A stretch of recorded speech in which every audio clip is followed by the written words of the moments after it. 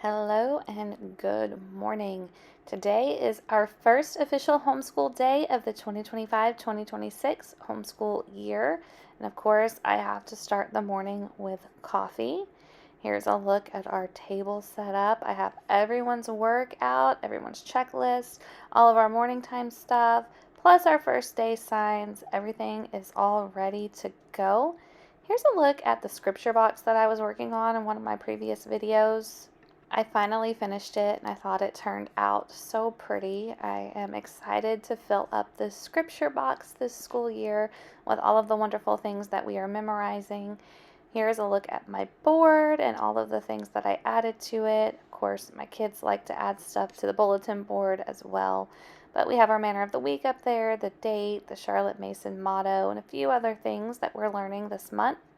As always, we have donuts on the first day of homeschool. My kids get so excited about this, and this is what they looked like this year. We started our day with the Yodo Daily, and everybody had some donuts, and we just sat together and listened. Everybody looked over their new school supplies and their new checklist. We then moved on into our Latin lesson. I'm so glad that we have these DVDs so that we can actually have a teacher who knows what they're doing teach us. Here's a look at my lesson in the Latin book. So I just realized that I did not do an introduction for this video. Today is our first day of homeschool. This is year number 12 for me, and I have a lot of ages. We did our yearly donut thing. I don't really buy donuts hardly ever except for the first day of school, so the kids love that. And everybody got their checklist, and we did morning time, and we did our Latin class, and we've gotten a lot accomplished. And just as I suspected, a lot of those things didn't take nearly as long as I thought, or as I had allotted for them, so that's great. Of course, it's the first day, so the readings and everything are kind of light, but the kids have been going outside to play, and we've just been getting stuff done. I'm wearing my homeschool mom sweatshirt because it's actually kind of chilly here today, which is great. It's fine for me. So yeah, we are having a pretty great first day back. So we are getting things done. We've already done our readings for today. We've got other kids doing their independent work. I'm going to help my daughter with her spelling. And like I said in one of my previous videos, this schedule is subject to change. It's definitely not taking us as long to get some of these things done. So that's good. And that means we'll just get done with our day sooner. Description of one or more birds you have seen or know about. So we're going to come over to the scratch pad. We're going to do 624 minus 378. 624 minus 378. So I just finished up math and reading with my second grader. And we are going to get ready to go to speech. And when we get back home, I'm going to work on Spanish and his handwriting and a little bit of his math worksheet that we did not get finished. But he's very antsy to play with everybody else. So I had him do a little bit of the work, and I was like, when we get back, because I got to get ready to go. When we get back, we'll just finish it up there. But all of the kids are doing really, really well. They've all gotten most of their stuff done today, so that's been great. We've even done piano practice. We've been doing all kinds of things. All right, so I did not come back and film anything after we got back from taking my son to speech on our first day of homeschool. But now that we have finished our first week of homeschool, I thought I would just come on here, do a little chat, talk about how things went, how maybe I might do some things differently coming up in the next few weeks. But overall, it was good. It went really well. My kids have been totally motivated to get their schoolwork done. One of the things that we are doing is making sure that iPads or anything with screens and devices are locked up, and they are not allowed to have any screen time until after we get our schoolwork done, and that includes doing their reading eggs and all of that, simply because that I found that that was becoming a major distraction, and they had been on screens a lot more than I would have liked. Just even last year and over the summer, because of us being out of the house so much, it was easier for me to say, here, you can use your iPad while, I'm taking people to multiple different appointments and doing all of these different things. So it was definitely becoming a problem in the house. So we get all of our book work done before I get the iPad out, which means that I've had to sort of change how I'm doing my schedule a little bit. But overall, I'm still following the schedule, kind of not really paying much attention to the times that I have set up, except on the days that we do have to leave the house.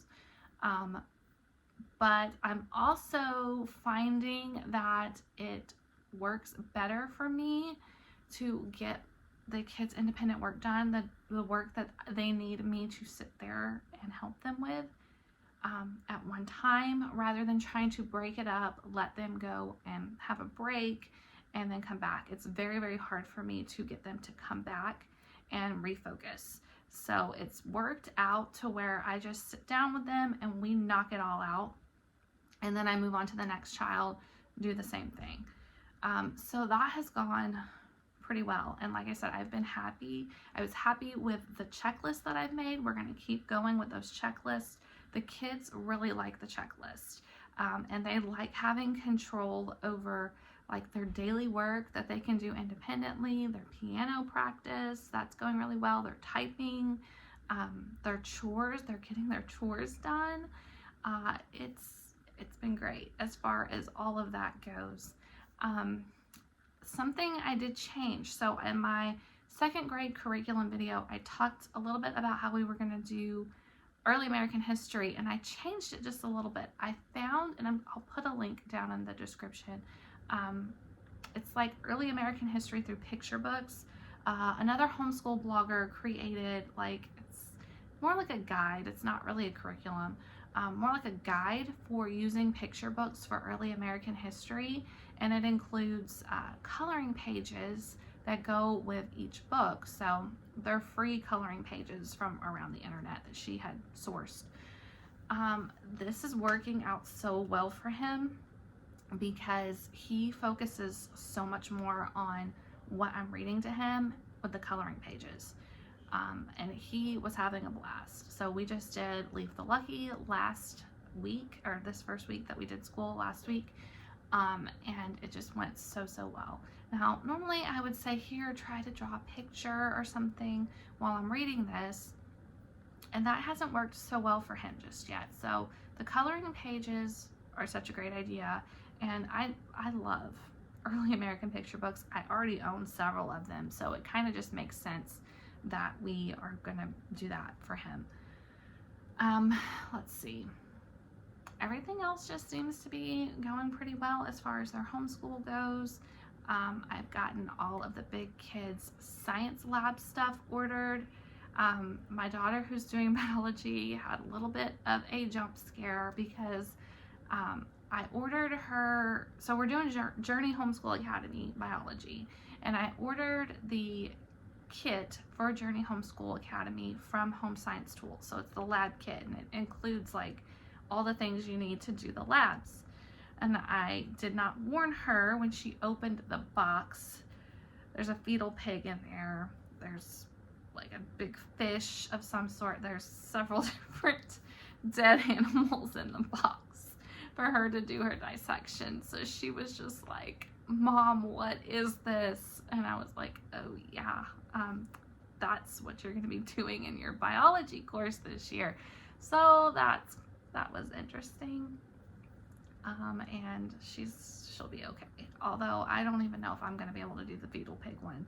I remember, I think I did that in high school and it made me queasy then, and I'm not sure I'm going to be able to manage it, but we'll see. We'll see how it goes.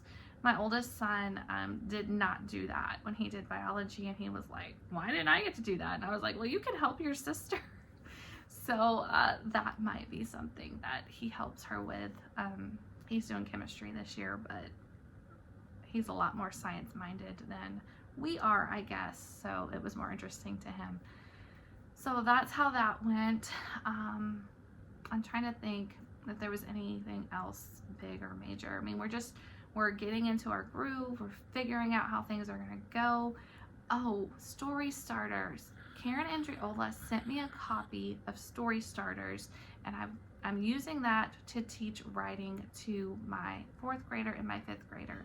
And we did the first one yesterday, and it went so well. It went better than I ever could have imagined. Teaching kids to write and do their narrations and all of that can be super difficult.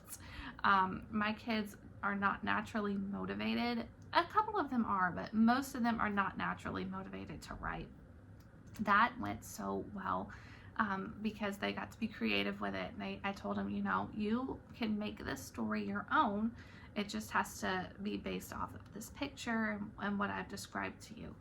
And it went amazing. So I am really happy with that. I'll probably share more about it after we've done more of the different stories that are in it. But so far, amazing curriculum for teaching writing, creative writing, just narration, all of that. There's lots of different information in that book, different ways that you can use it. With the age that they are at right now, I'm just letting them write it themselves. Now my 4th grader, she wrote the first part of her story, and I knew she was getting tired of writing because she's still working on learning how to spell and all of that stuff. So then I had her just dictate what she wanted her story to say, and I wrote it down for her. And that's fine. That works out well, and eventually she'll be able to write the whole thing herself. But yeah, overall, a great first week. I'm using my School Nest homeschool planner. Let me grab that. So I picked up the homeschool lesson planner. This is the minimalist notebook from School Nest, and I've already started with, let's see, I put 1,000 hours outside butterfly in it, and we've started filling it in. My kids spend a lot of time outside, just playing outside and doing stuff with scouts, so that is helpful. And this is a fun way. I'm going to spend some time probably tomorrow just filling in some of the different things that we did and putting some pictures in here from our first couple of days of school. So that's been great. Of course, we are moving soon, so I'm going to have to shift things a little bit, and things might be kind of wonky. I think what we're going to do, honestly, is just take our winter break when we move. And that is probably going to be very helpful. We'll probably do school a little bit before we move while we're still in the process of like getting everything packed and all of that stuff. And then once we get to where we're going, we're just going to have our winter break. That'll give me time to get our new school area set up and all of that stuff. And then we can start back fresh in the new year. So that's my tentative plan. It's always subject to change as life goes on, right? So anyway, I hope that you enjoyed today's video. Let me know, how has your first day of homeschool gone? Have you started back yet? I want to hear all about it down in the comments below. I will see you guys in the next video. Bye.